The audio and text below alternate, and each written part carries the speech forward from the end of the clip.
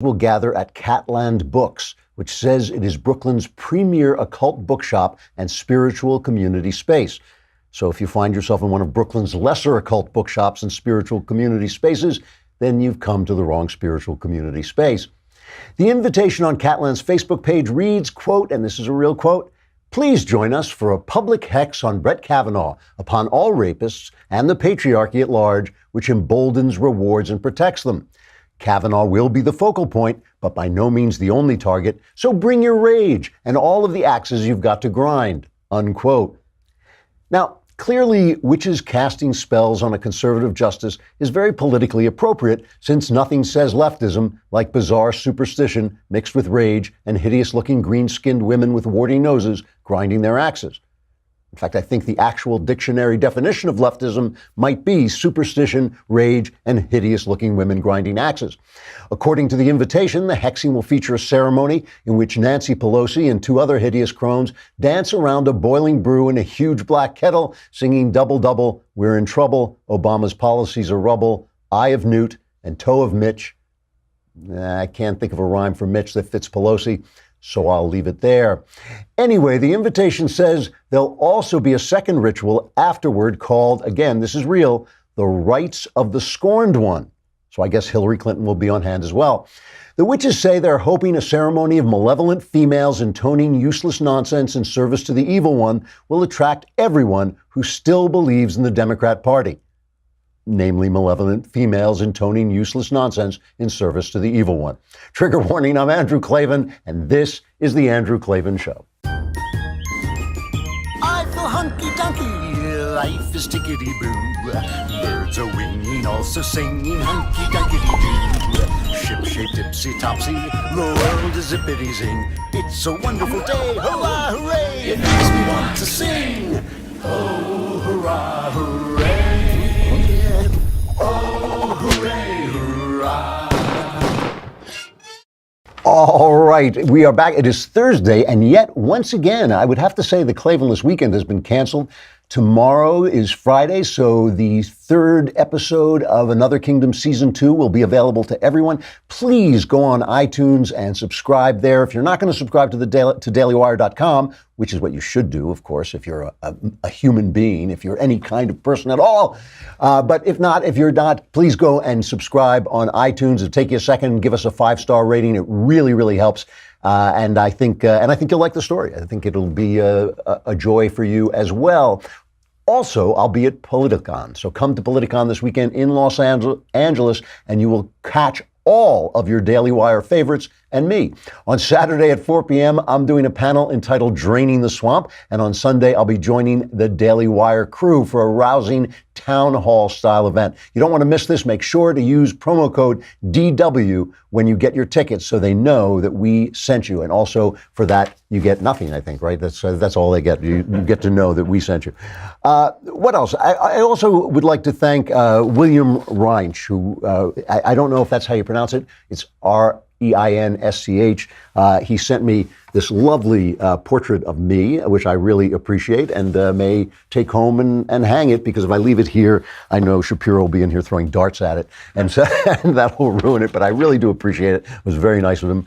And what else? You know, I love, one of the reasons I love coming here is it's so exciting to see the place on fire and somebody sitting naked on the Xerox machine making pictures of his butt and all that. And I always think to myself, why didn't we use ZipRecruiter? If we'd use ZipRecruiter.com, this place would be running much better. ZipRecruiter.com/dailywire, all one word, Daily Wire. Unlike other job sites, ZipRecruiter doesn't wait for candidates to find you. ZipRecruiter finds them for you, drags them to your office, and forces them to work. No, that's not true, but it does find them for you. It's got a powerful matching technology that scans thousands of resumes, identifies people with the right skills, education, and experience for your job, and actively invites them to apply. So you get qualified candidates fast, no more sorting through the wrong resumes, no more waiting for the right candidates to apply. Right now, my listeners can try ZipRecruiter for free. That's pretty inexpensive. Free at this exclusive web address, ZipRecruiter.com/dailywire. That's ZipRecruiter.com/dailywire. One word, DAILYWIRE.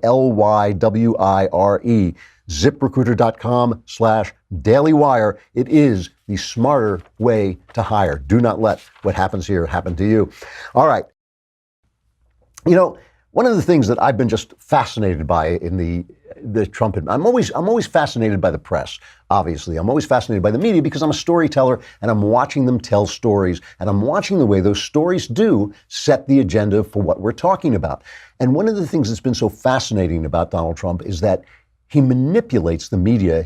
Because he's a media guy, he manipulates them so expertly, not always in ways that I like, but he forces them to cover the things that they would bury. So, you know, they made fun of him for attacking or making fun of Christine Ford, but he went out there and talked about the fact that she didn't remember things very conveniently and remembered things conveniently, and they said he's mocking her. But in order to attack him, they also had to report what was true was that she didn't remember a lot of details that would have made the story possible to check, but she did remember a lot of details that condemned Brett Kavanaugh. So it was kind of suspicious, and he forced them to cover that. Yesterday or the day before, when he called Stormy Daniels horseface, he forced them to cover the fact that he had won the lawsuit. So Michael Avenatti, for all his big talk and all his swaggering around, and all CNN made him a big hero. He's obviously not very good at what he does. You know, he actually put her in a situation where she was humiliated, and he, by being rude to her, just forced them to do that. Because they hate him so much, you can actually watch the news process go wrong. This is the thing that fascinates me. You can actually watch the news. You know how they say you don't like to see the sausage being made? You can actually watch the news go into the grinder and come out crap. You know, like you see, this Jamal Khashoggi thing is so interesting. It's interesting because it's a developing story. It's interesting because it's an interesting story. Interesting why? Because we have so many ties to Saudi Arabia. The area is such a hotbed of violence, and there's nobody there except Israel that we can turn to who's a good, they always say, why did you back this evil strongman in the Middle East? And it's like, because Lincoln wasn't there, we do what we can do, And so we have this very complex relationship with the Saudi, a lot of money involved, weapons sales, oil, all this stuff. And now they've done something. They've got this new crown prince, MBS, they call him, Mohammed bin Salman. And he's obviously not very good at being an evil dictator.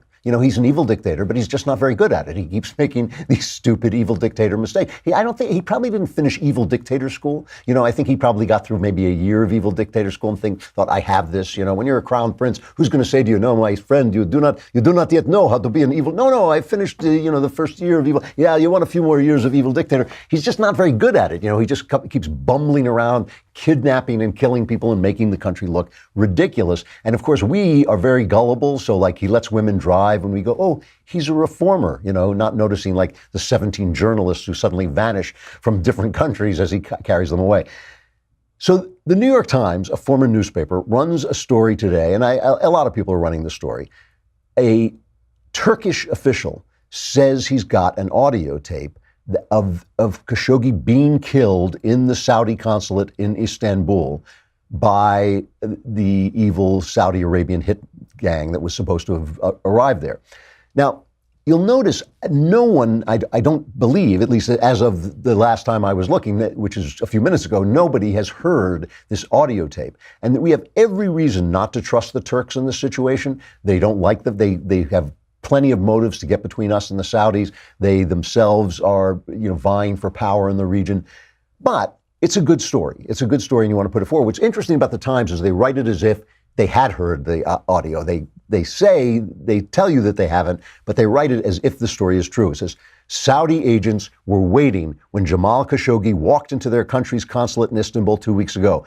Mr. Khashoggi was dead within minutes, beheaded, dismembered, his fingers severed, and within 2 hours the killers were gone, according to details from audio recordings, and then like a Henry James sentence where you only get to the sense of it at the end, described by a senior Turkish official on Wednesday. Okay, so this is still the Turks telling us what's going on. It is not somebody hearing it. The government of Turkey let out these and other leaks about the recordings on Wednesday as Secretary of State Mike Pompeo visited Ankara, and an escalation of pressure on both Saudi Arabia and the United States for answers. Now, here's the interesting thing about this. The Times is actually doing the right thing Part of the journalist's job in a situation like this is to bring the pressure. Why? Because doing the moral right thing is always it always works against realpolitik. What does realpolitik want us to do? It wants us to work with the Saudis, get the money, get the ally against Iran, get somebody who can work with the Israelis behind the scenes. All that is good stuff, and we don't want to lose that because this crown prince is dropped out of evil dictator school. We do not want to lose all those things. So it's complex. It's an interesting, complex story. The role of the press in this story is to bring pressure on the government to do something, to make sure they do something, because it would be easy for the government to let it pass by. Morality always comes in second place. I did an interview in Chicago today in Chicago radio, and I was talking about Hollywood and how I never really cared about losing Hollywood work because of the things I said, because I'm a writer and the things I say are what I do. What makes me wake up in the morning is looking to get as close to the truth as I can and then communicate it in ways that will mean something to people. So when Hollywood said, yeah, if you do that, we're not going to hire you anymore, my feeling is that don't hire me anymore. It doesn't make me a martyr, it makes me a writer, it makes me do the thing that I do. But when I had little kids at home, I picked my fights. I was still a loudmouth. I was still somebody who would say the thing I probably shouldn't have said. And I would risk money, and I gave up jobs, and I did all that stuff, and I tried to be a moral guy. But when you have kids, you play it a little more careful, right? You don't want those kids to go hungry because they are everything to you, and they're your responsibility. When it's just me and my wife, if my wife starves, no, it's different when you don't have kids. So when you are dealing with the world and you wanted politics to go right and morality gets in the way, you got to play it, not immoral, but you've got to play it cautiously. You got to balance everything, because it's not moral for us to let the Middle East explode because Crown Prince MBS dropped out of evil dictator school. It's just not, So Trump is doing the right thing, too. He's waiting. Pompeo's coming back. He's going to talk to Pompeo today. He says by the end of the week, he thinks he'll know what went on. But he's still playing it very cool. So here he is. This is cut number 5, talking about the situation with Khashoggi. Saudi Arabia has been a very important ally of ours in the Middle East. We are stopping Iran. We're not trying to stop. We're stopping Iran. We went a big step where we took away that ridiculous deal that was made by the previous administration. The Iran deal, which was $150 billion or $1.8 billion in cash. What was that all about? And they are an ally. We have other very good allies in the Middle East, but if you look at Saudi Arabia, they're an ally, and they're a tremendous purchaser of not only military equipment, but other things. When I went there, they committed to purchase $450 billion worth of things and $110 billion worth of military. Those are the biggest orders in the history of this country, probably the history of the world. I don't think there's ever been any order for $450 billion. And you remember that day in Saudi Arabia where that commitment was made. So they're an important ally, but I want to find out what happened, where is the fault, and we will probably know that by the end of the week. But Mike Pompeo is coming back. We're going to have a long talk. So that's Trump. Trump is actually being the grown-up in the room. Trump is not always the grown-up in the room. But in his Trumpian way, he's being the grown-up in the room.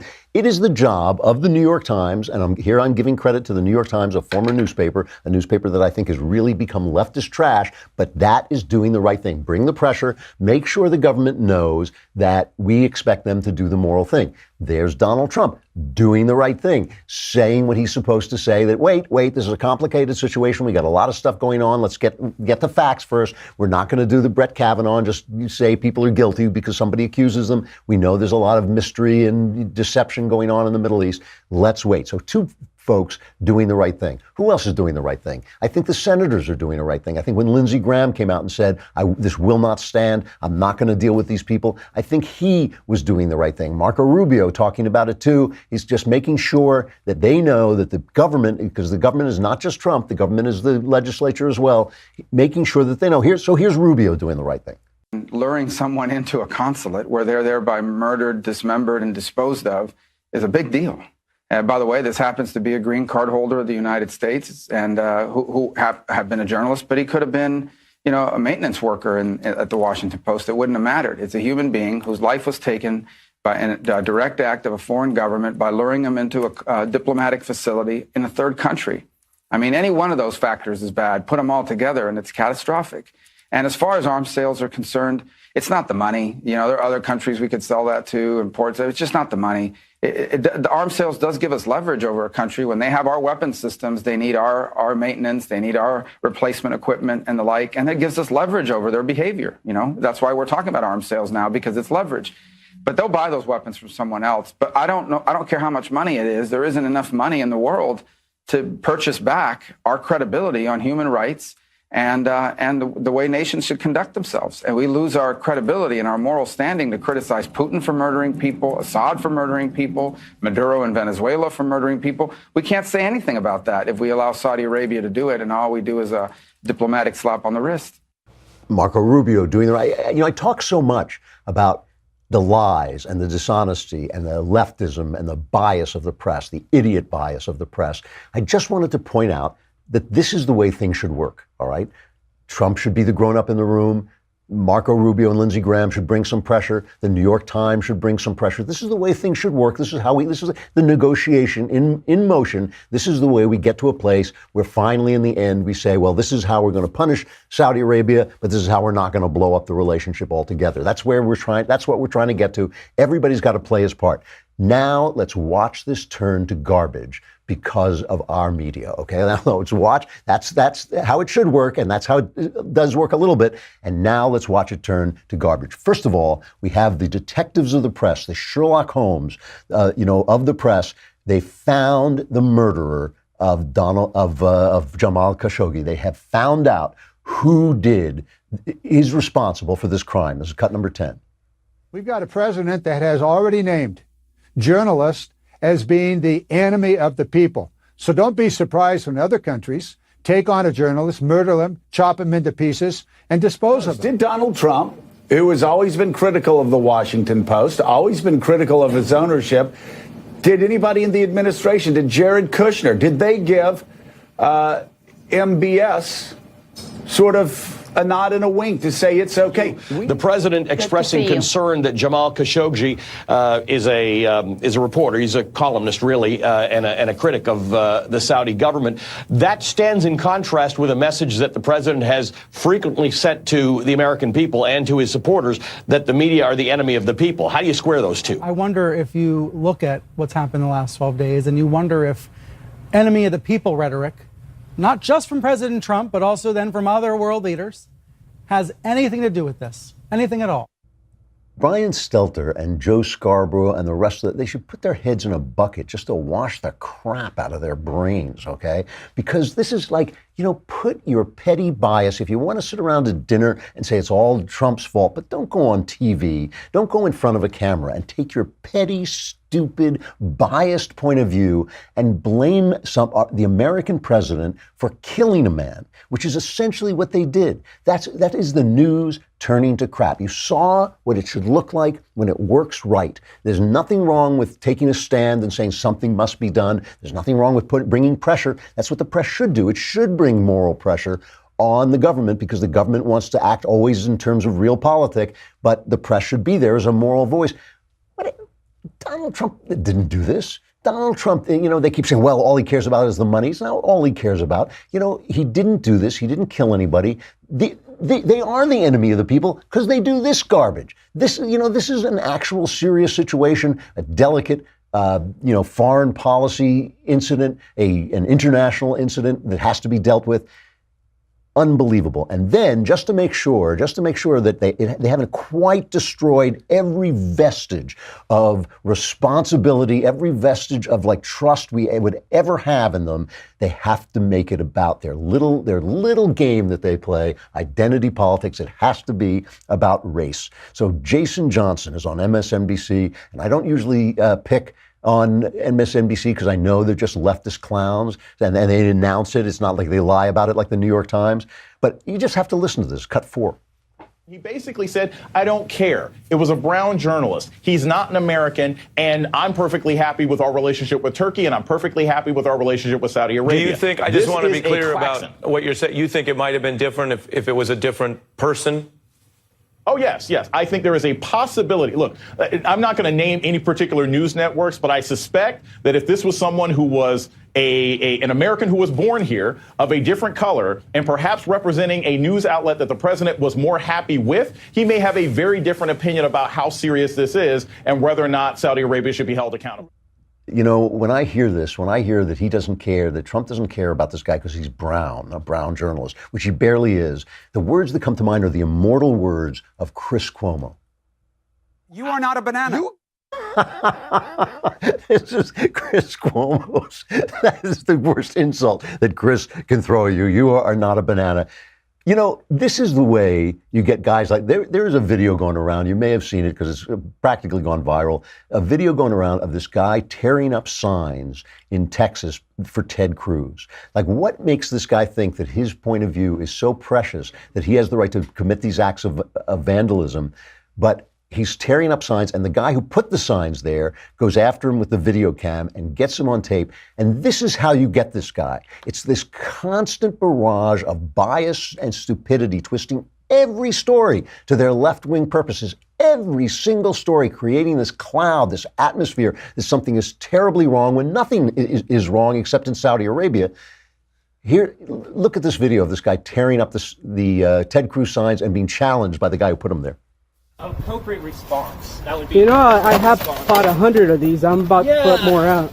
Cool. All right. Well, I'll feel better about them.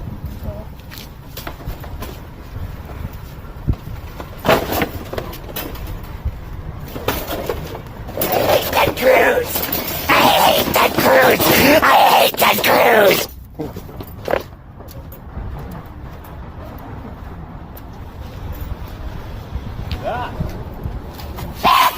I hate the Cruz!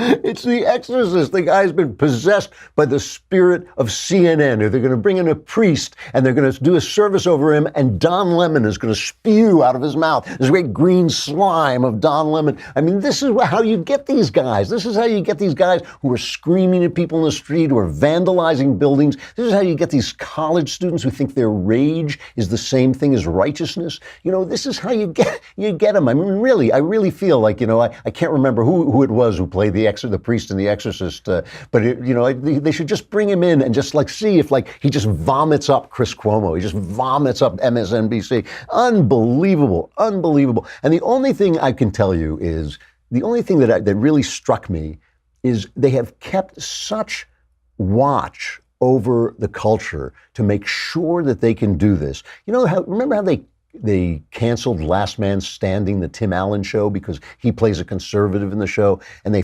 brought it back because audiences were angry about it. It has just come back, and it's doing great in the ratings. It is doing great in the ratings, and you know what's doing badly in the ratings? The Conners, the show that they revamped after they fired Roseanne Barr, which I really feel they never should have done that. They never should have done it.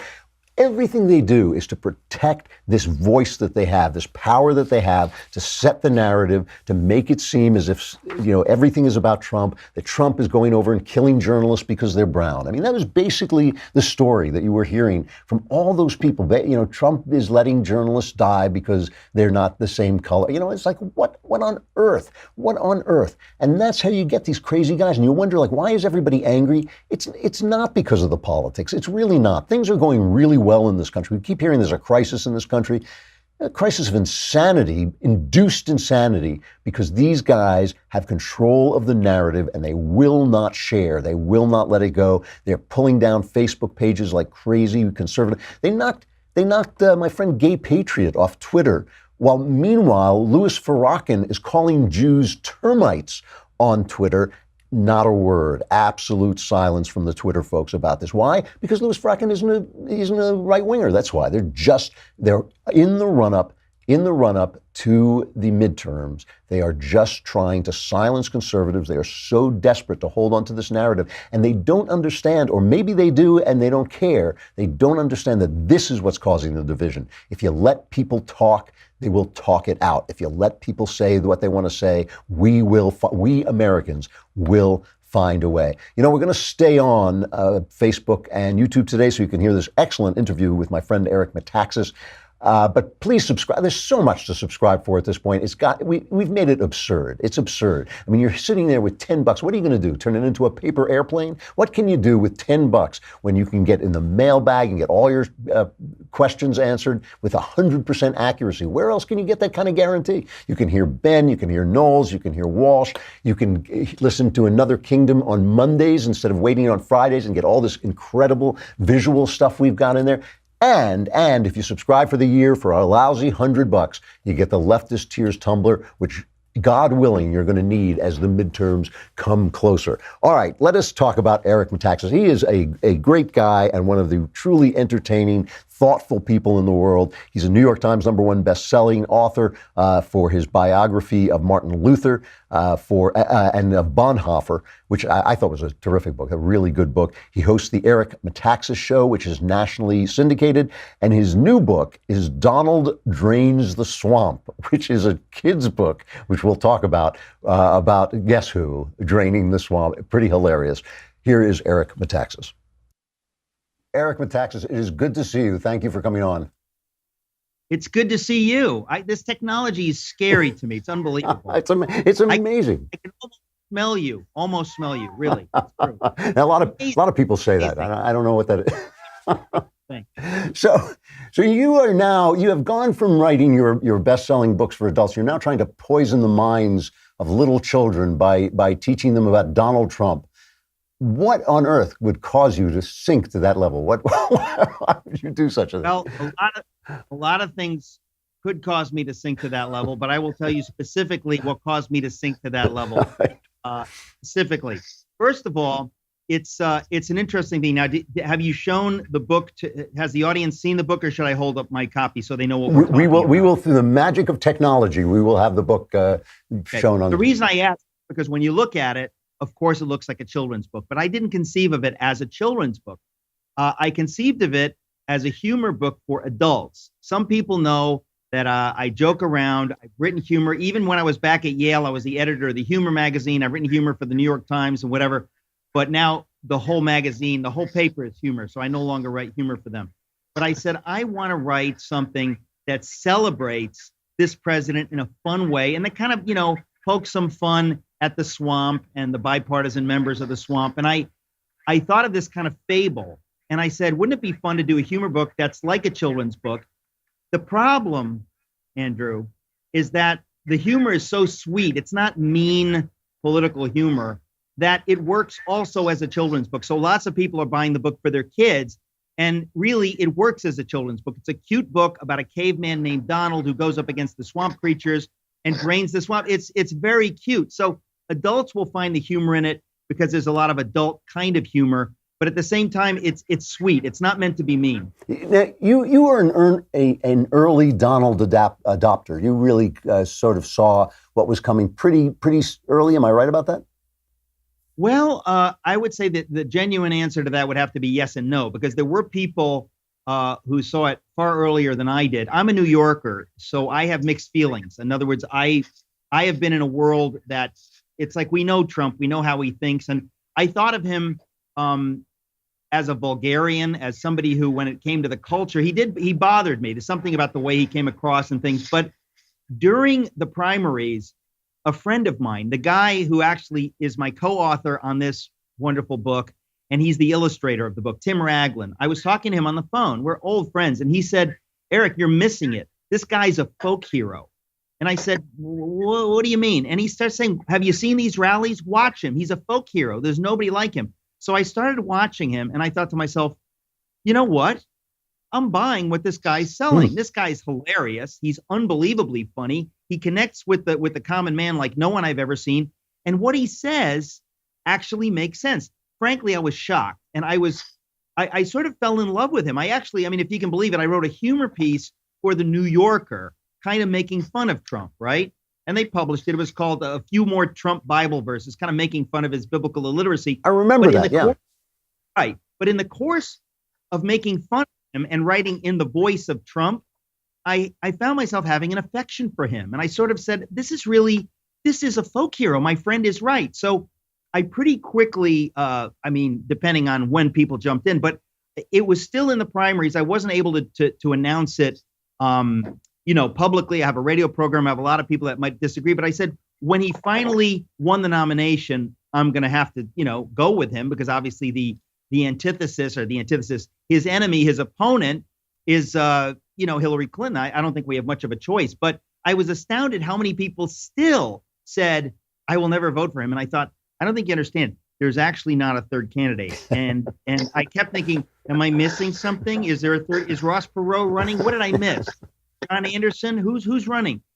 And the fact of the matter is, to this day, there are people who they seem not to like Hillary, but they would never pull the lever for Donald. And I think at the end of the day, those people are wrong. But I try to be friendly about it because there's so much bitterness. And the reason I wrote this book is I frankly thought we need humor. We need to have some fun. You could even give this book to your liberal friends to kind of tweak them in a way that's not nasty, because it's not a nasty book. It's meant to be fun. Yeah, I don't think actually non-nasty political humor is legal anymore. I think that you may find the police at your door. So Well, now, I'll have to deal with.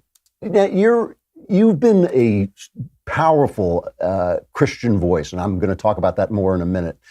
But one of the attacks that we hear from the Never Trumpers has been how can Christians support this man who is clearly not himself a Christian and has lived a life that is not what we would call a Christian life? What's your response to that? Well, there's 100 responses to that. First of all, let's say that you agree with that, right? Well, then how can you support Hillary Clinton by not voting for Trump? Because we can't say that she is a Christian. In fact, you'll know them by their fruits, right? I don't know where Donald Trump is in faith, but one thing I know is that his policies, generally speaking, are very, very favorable to people who have a traditional, historical, pro-American view of things. Hillary Clinton was very clearly the antithesis to that. So the idea that I could say, you know what, I'm so religious and so holy, I'm not going to vote for any of these dirty people. Well, if you do that, you let the bad guy win. There were plenty. Now, you know this as a Jew, and I know this as the author of Bonhoeffer.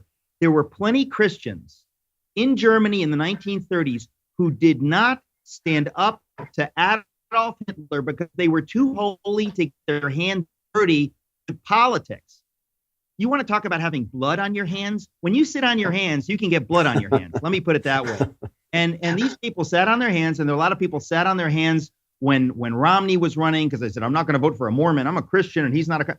This is not how you make political decisions. And I think that if people cannot live in the real world and understand that sometimes you have to get political. I mean, if the Germans had gotten political and stood up to Adolf Hitler, we never would have had the Holocaust. I hate to put it that bluntly, but when religious people start saying that politics is too dirty for me to get involved, let me tell you something. The people who hate you and who hate your God and who hate everything you stand for, they're not afraid to get involved in politics, and we need to get involved. And so I really think that when people say this about Trump, that he's this or he's that, Donald Trump just got in two very pro-Constitution, pro-life,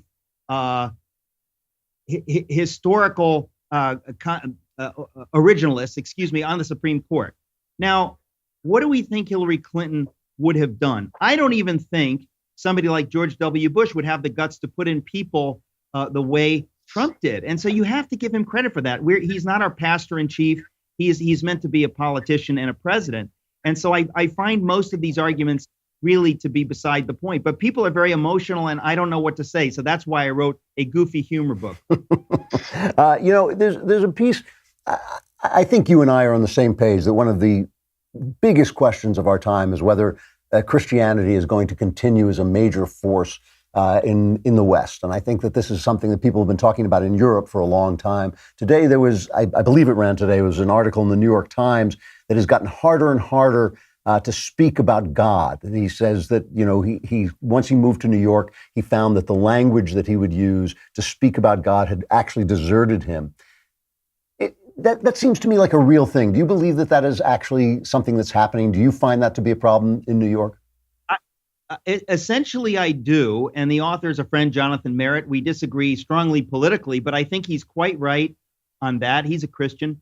But here's the thing. I think that Christians often are guilty of marginalizing themselves. For example, they say, well, I can't vote for Donald Trump because that would mar my witness as a Christian. And I think, what kind of witness do you think you have today? Tim Tebow, who really never did anything wrong, ever, he was vilified by the angry secular atheist left when he did everything right. So the idea that you can just avoid this and avoid that and don't vote for a vulgarian like Donald Trump and people will like you and accept your crucified savior, that's a joke. Anybody who's paid attention to the culture, I mean, look at Billy Graham. Billy Graham was just a champion with movie star looks, and many people vilified him. People of faith will always be vilified. So the question is not, does that mean we change our tactics so that we become something we're not? I mean, the question is, do we do the best we can? Do we pray for our enemies? Do we love our enemies?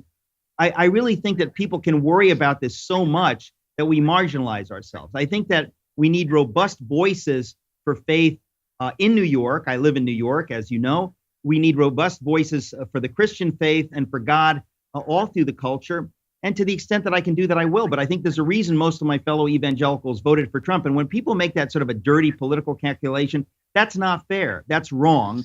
And I have to say that if you care about the unborn, which I do, you're going to vote for the person you think is going to protect the unborn. William Wilberforce, one of the greatest men in the history of the world, was vilified for bringing his faith into politics. Why did he bring his faith into politics? Because he actually cared about the suffering African slaves. If you care about those who are suffering and being murdered and so on and so forth, you have to get political. I think there's no way around it. And I think people who say there is are missing something. What do you make of voices? There seem to me a lot of voices out there that want the meaning that Christianity supplies, but literally cannot bring themselves to believe. And I'm thinking of the Italian philosopher Marcello Pera wrote a book, Why We Should Call Ourselves Christians, not why we should be Christians. He's an atheist. But Jordan Peterson is another one. I love Jordan, but it's almost a sport here. Whenever we see Jordan Peterson, we ask him if he believes in God. It's like shooting in a man's feet to watch him dance because he won't quite answer the question, And he has said, I don't want to be pinned down. I act as if there was a God, which is the exact phrase that Pera uses as well. What do you make of these voices of people who want the meaning but don't want the conviction? Well, I think they can get away with it. What I mean by that is nobody's putting a gun to their head and said, look, you can't have it both ways, pal. Choose now. The reality is you can't have it both ways. In other words, in this culture, you can have it both ways. And you can understand that, it's kind of like saying, I'm going to commit adultery, but I believe it's wrong. If you really, really believed it was wrong, maybe you wouldn't commit adultery. I think that there are plenty of people that, let's put it this way, people like Jordan Peterson and Marcello, is it Pera? Pera, yeah, Pera. Pera. Folks like that, I think if a gun were put to their head and they said, listen, you need to choose, they might choose and they might choose God. But the point is nothing's forcing them to choose so they can have it both ways. But here's the reality. And you know this, Andrew. Either there is meaning in the world, either there is good and evil, or there's not. If there's good and evil in the world, you need to tell me where you get it from. When somebody says to me, hey, racism's wrong, I go, oh, really? Well, I agree with you, but I know why it's wrong. Why do you say it's wrong? Go. If you take God out of the equation, you tell me why racism is wrong. People will sputter and say, well, but I just know it is. It just is. It's like, no, I know it is, but I know why it is. And the same thing with why was Hitler wrong? Or was he just wrong for him? There are people that they can't be intellectually honest. And in this country, nobody forces you to be intellectually honest. In the West, nobody forces you to be intellectually honest. But if you lived in the Gulag, with Solzhenitsyn, if you were in Kim Jong-un's Korea today, you're going to be forced to figure out what you believe. You want to believe that good and evil stands apart from what the dictator says?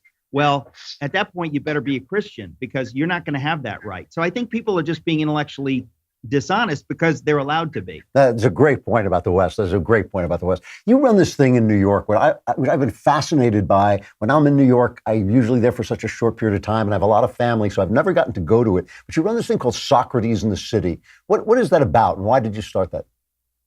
Well, people can go online. We posted videos. We film everything in HD, so many more people watch it online as a TV program than actually are at the events. But Socrates said the unexamined life is not worth living. And then he blew his brains out in an alley. I remember reading about that. Yeah.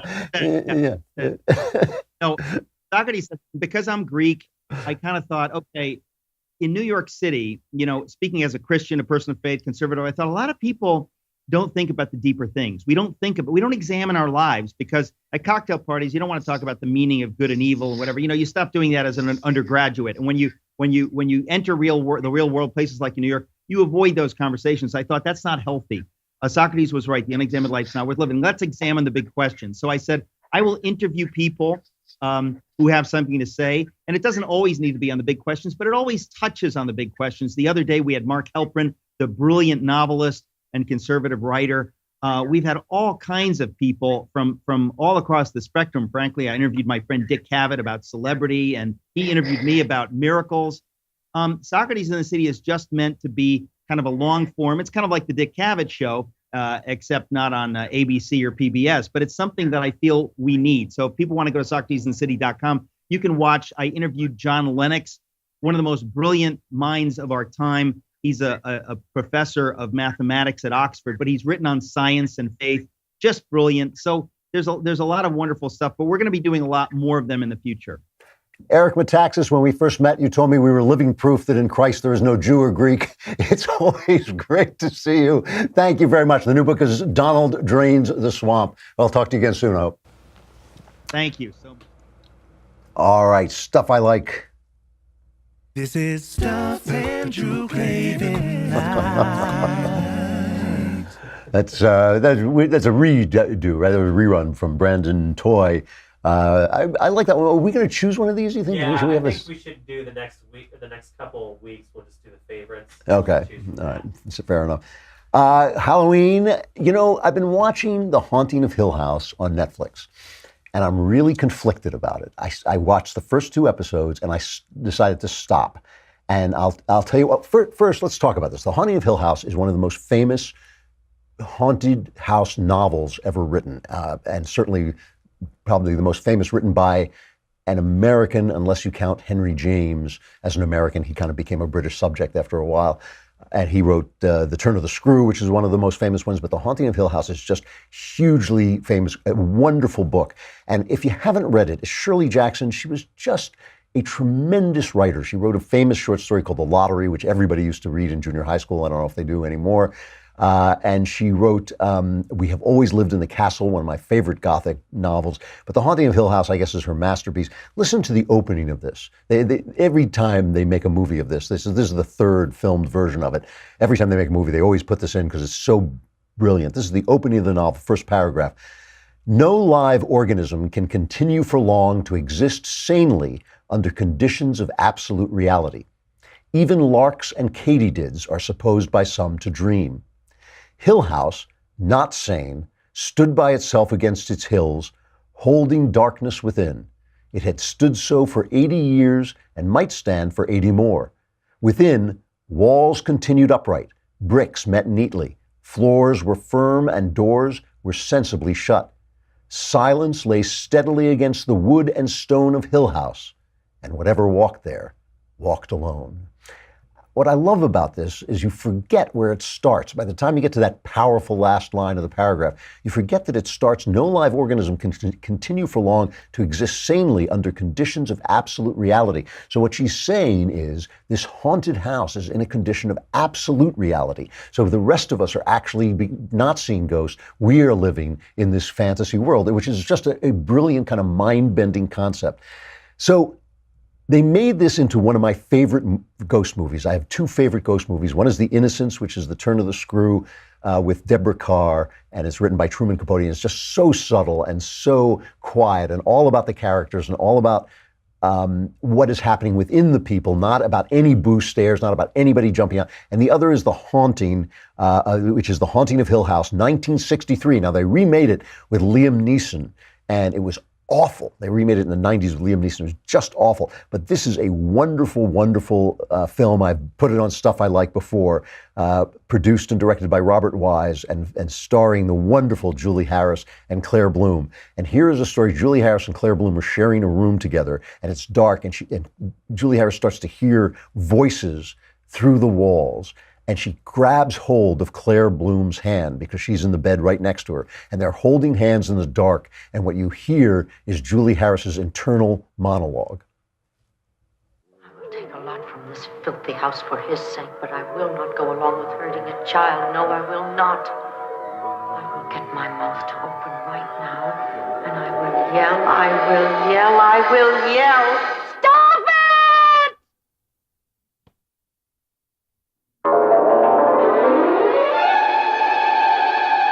What? What? No, what?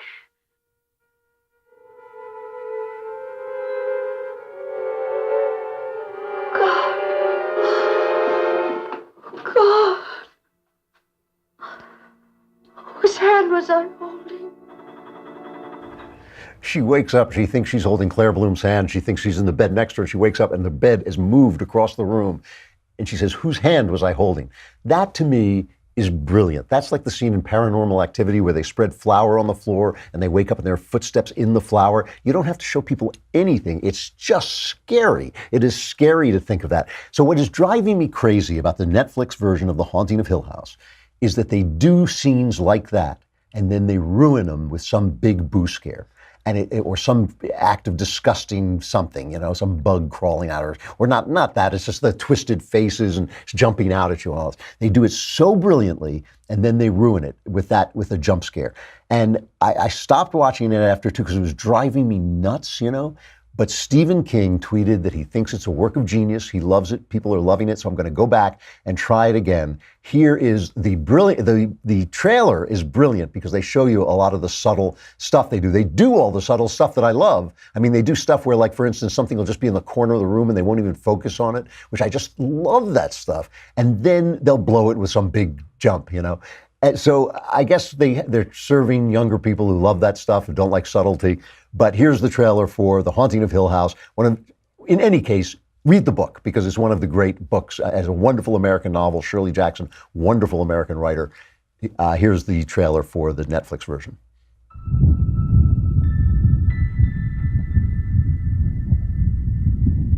Now I want you two to get good rest. What if I have a bad dream? Well, I'm sure we can handle any dream you have. What if I dream that you sent us away into the dark and we get hurt? Really hurt? And what if I'm so sad and scared of the dark out there that I put poison in me for years and years until my blood turns into poison and my heart breaks right in half and I can't feel anything happy? I can't stand it anymore and I have to die. And time on a silver table with my jaw wired shut.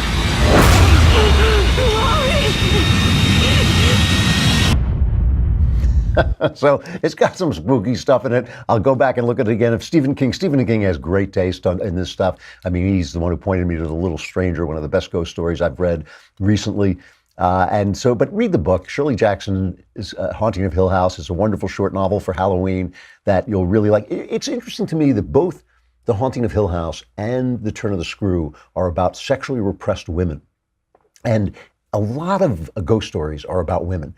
It's really interesting. I mean, if you think of horror stories, The Exorcist is about a girl basically becoming a woman. It's basically about monarchy or first period is really what that movie is about. And Rosemary's Baby is about a woman giving birth and all that. Women are just scary. You know, their bodies change and it's all kind of weird. It's like, you're just a scary bunch of people, ladies. All right. Again, not a Klavanless weekend. Please, tomorrow, Another Kingdom Season 2, Episode 3 will be available to everybody. Go on to iTunes and subscribe subscribe and give it 5 stars. We really could use the support. It's doing very, very well. We're really happy with it, but we would like it to do even better. Or subscribe to dailywire.com and you can get the whole thing with the reads and everything. Also, if you're in LA, come to Politicon, and I'll be there Saturday at 4 p.m. doing a panel entitled Draining the Swamp. I think Ann Coulter will be there with me. So anytime I get to sit next to Ann Coulter, it's a very dangerous situation for all of us. On Sunday, I'll be joining the rest of the guys at the Daily Wire. We'll do a town hall style event. If you can't come and watch it, you can go on and see it on dailywire.com and, maybe subscribe. It would be on Monday it'll be there for subscribers. All right, great. In the meantime, you've got me here sitting there talking to you. I'm Andrew Klavan. This is the Andrew Klavan Show. I will be back in this seat again on Monday.